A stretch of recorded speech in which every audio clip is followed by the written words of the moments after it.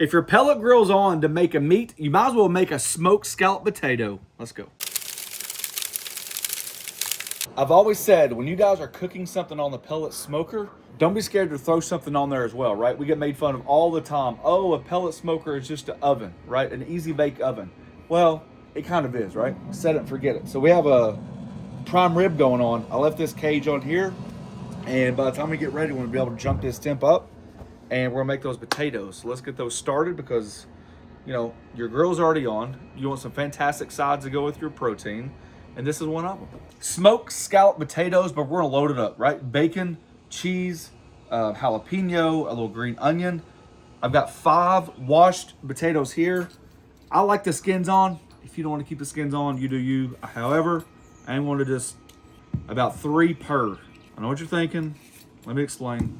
It kind of gives you a flat surface to start cutting in. I've done this before with a mandolin, and I was not happy with the results. I know it sounds crazy. I like the difference, the textures in the potatoes. I feel like when you slice them by hand, you're not going to get the perfect slice every time. And by doing that, it allows us to have different textures in the same casserole, right? The same scalloped potato. Some's going to be just a hair more done than others. And that, for example, al dente, right? I'm not saying these are going to be al dente, but it does help the mouth feel. And one reason why I do it, just creates a round surface and makes it flat. Especially when you're cutting with a knife, you want to protect your assets at all costs. So sharp knife, and I am going to take my time. We got a bowl of water here. That's going to go on my mashed potatoes later. And I am going to cut them. Having that flat surface is key. And I don't know if you can see how thick that is, but that's what I'm looking for. I don't like them too thin and not too thick. Potatoes are rinsed. Tea towel. I just quickly rinse them under cold water to eliminate a lot of that starchy water. And then I'm just going to lay them out individually.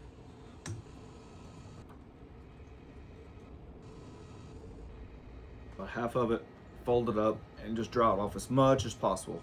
You really want to take your time to get as much moisture off as possible. Last thing you want is soupy scalloped potatoes. Okay. Another tea towel, and I'll do the rest of them.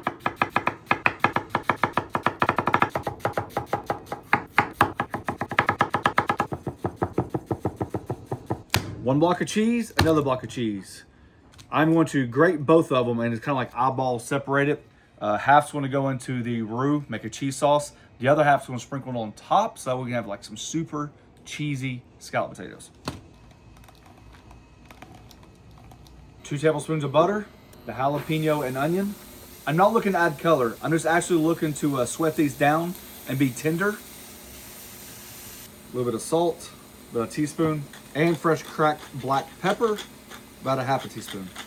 Vegetable to cook down, about 2 tablespoons of flour. Let's mix that in, cook it all down, and cook it, I don't know, maybe 60 to 90 seconds, just to knock that flour taste off. Fresh homemade chicken stock. You can use the box stuff. Highly recommend trying it out yourself. Rotisserie chicken, standard herbs, standard vegetables, way better than store-bought.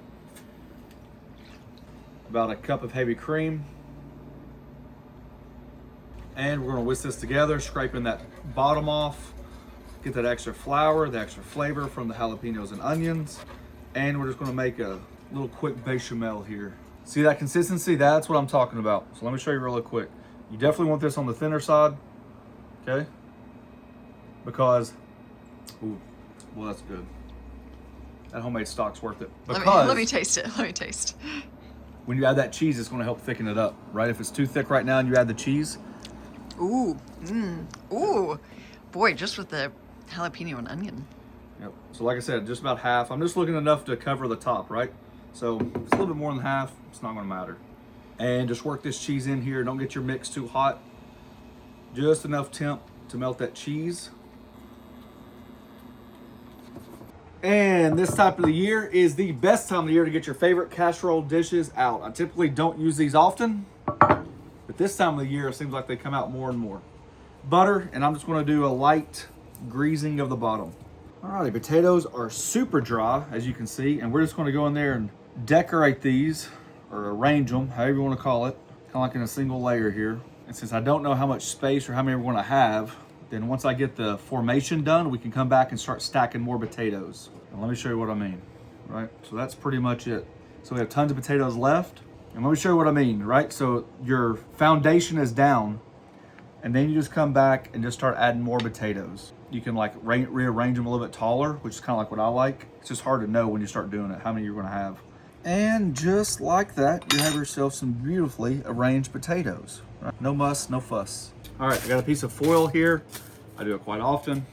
Since the bottom of this is porous and you're smoking on it on the pellet grill, I don't like it when it gets all kind of like yucky, so I just protect it with the foil, especially on the bottom. The top will come right off, but.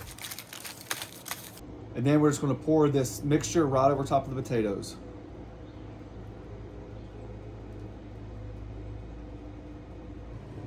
And then just take your spatula and just kind of work it in all the nooks and crannies, the grooves. On the smoker it goes about 325 to 350 degrees until your potatoes are almost done. We want to top them one more time. Watch out for that rotisserie bar now. Ooh. With some more cheese, some bacon to finish it off. Alrighty, about an hour and a half later at 325. They're getting a lot closer to the done. They're still not done. Remember I mentioned all that cheese? So now we're just gonna go back over it and just top it with some more cheese. Try not to focus too much on that absolutely gorgeous smoked prime rib. And I've got about 3 to 4 strips of bacon, depends on how much I snacked on. And I'm just gonna top that with that. Bacon, jalapenos, onions, and cheddar on potatoes. Count me in.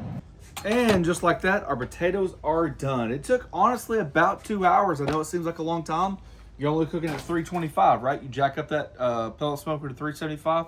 It'll take less time. You guys know the drill. And then we're just gonna garnish with a little green onion for color. That thing is piping hot. You gotta let it rest.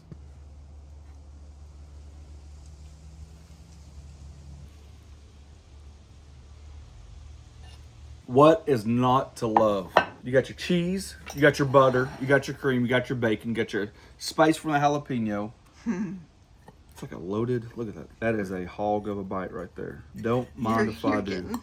You're getting all the good toppings. Oh yeah. Oh yeah. Stingy today.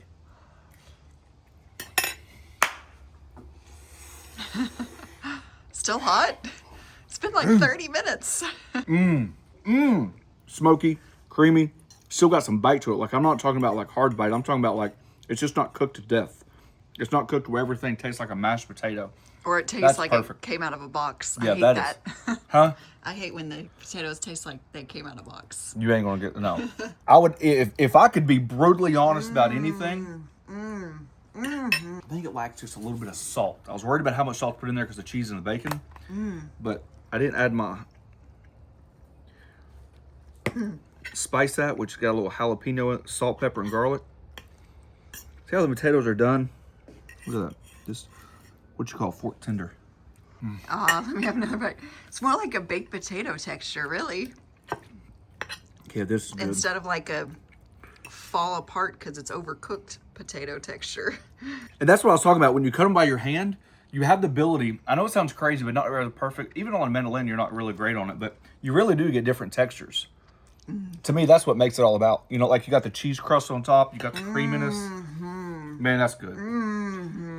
That is good. I'd start up the damn smoker to make that. Again? Yeah. I mean, look at all that cream in there. Oh, this would be good for Thanksgiving. All right, guys, thanks for watching. Don't forget to press that subscribe button, pound the notification button, share it with your friends. Peace. Another bite. As rich and decadent. Oh, yeah. Gonna go perfectly with that rotisserie prime rib we just pulled off. That's all right. Today's a good day. I don't get many days like this.